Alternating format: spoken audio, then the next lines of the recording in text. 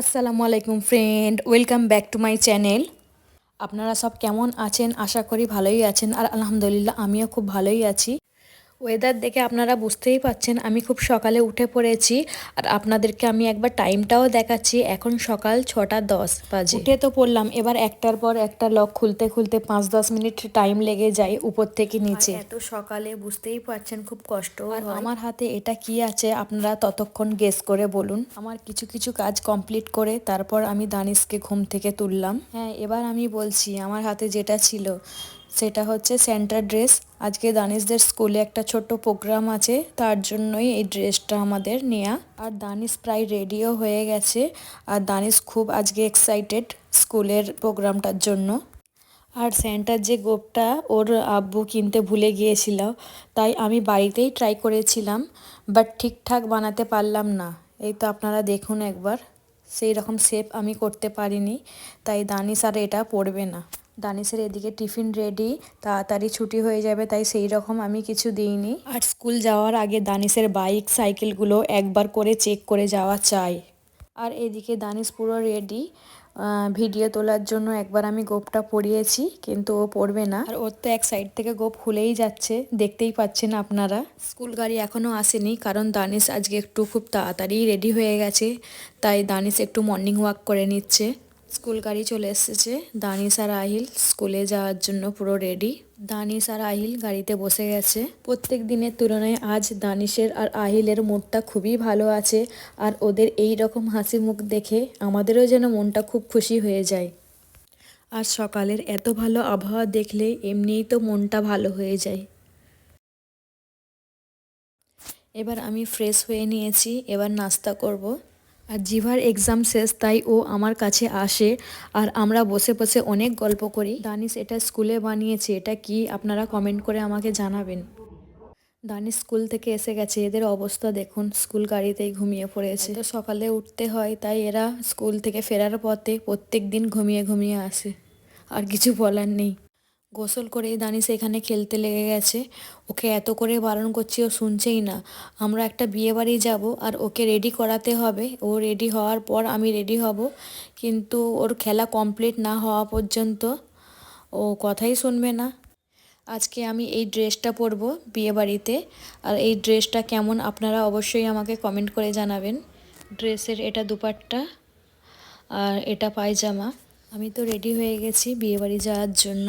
খুব শর্ট টাইমের মধ্যেই আমি রেডি হয়েছি, কেমন লাগছে জানি না। আর এদিকে দানিশের আব্বু আর দানিশও রেডি। নিচে বাড়ির বাইরে দাঁড়িয়ে আছি।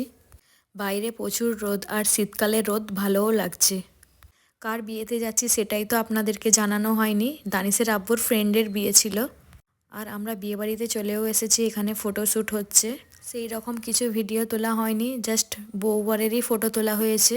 আর আমরা বেশিক্ষণ থাকবোও না, সন্ধ্যার সময় এক জায়গায় যাওয়ার প্ল্যান হয়েছে, তাই আমরা বাড়ি ফিরে যাব। দানিশ বাড়ি এসে ঘুমিয়েও পড়েছে।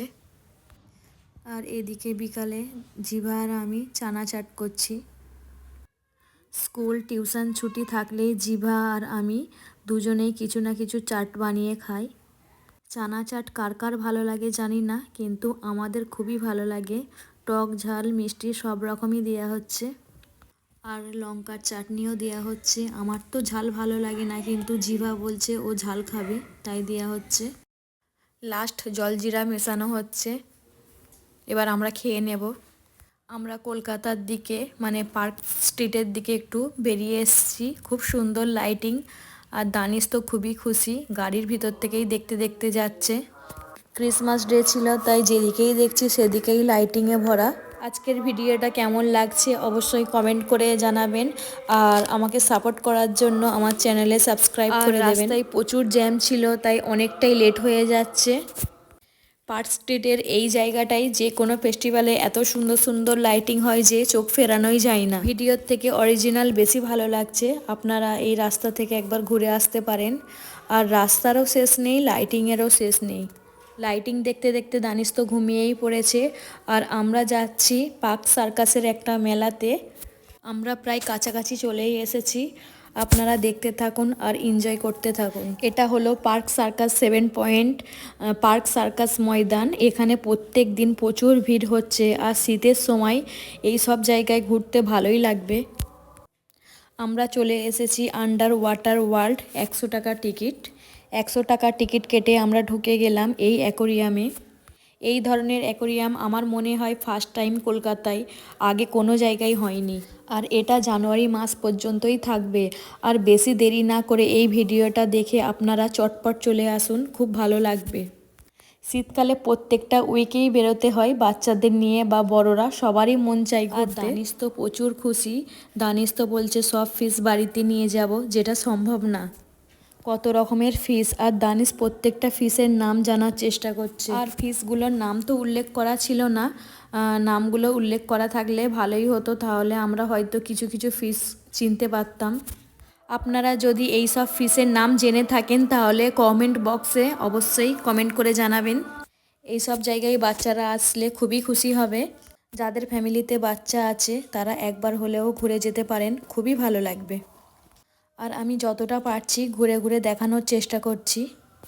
আর এই সব ফিশগুলো এতটাই কালারফুল আর এতটাই কাছ থেকে দেখা যাচ্ছে যে চোখ ফেরানো যাচ্ছে না। অ্যাকোরিয়ামের ভিতর থেকে যখন যাবেন দারুণ লাগবে, সেই জায়গাটাও আমি দেখাবো। এই যে ছোট ছোট ফিশগুলো দেখছেন, মানে অ্যাকোরিয়ামের ছোট ছোট ফিশ, এইগুলো ঢোকার এন্ট্রান্সেই রয়েছে। আমরা সেই জায়গাটাই চলে এসেছি যেই জায়গাটার জন্য আসা, মানে স্পেশাল জায়গাটা। আর অপেক্ষা না করে আপনাদেরকেও দেখিয়ে দিচ্ছি। এবার চলে এসেছি একেবারেই ডোম। একটা বিশাল বড় রাস্তা আছে, তার উপরেই তৈরি এই ডোমটা। সুন্দর জায়গাটা যে বলে বোঝানো যাবে না। মাথার উপর থেকে ফিশ দেখতেই পাচ্ছেন কত সুন্দর লাগছে। ফার্স্ট টাইম এই ধরনের অ্যাকোরিয়ামের নিচে থেকে যাচ্ছি, আর এত সুন্দর লাগছে, আর কালারফুল, আর লাইটিংও তো দেখতেই পাচ্ছেন। তার পাশেই মেলায় কোনো টিকিট লাগে না, মেলায়ও একটু ঘুরে নিলাম। আর রাতও অনেকটাই হয়ে যাচ্ছে, তাই বাড়ি ফিরবো। দানিশ তো বাড়ি ফিরতে চাইছে না। দানিশকে যেখানেই ঘুরতে নিয়ে যাই আমার পক্ষে তো প্রচুর টাফ। ভিডিওটা অনেকটাই লং হয়ে যাচ্ছে, তাই আজকের ভিডিওটা এই পর্যন্ত। টাটা, বাই বাই, খোদা হাফেজ।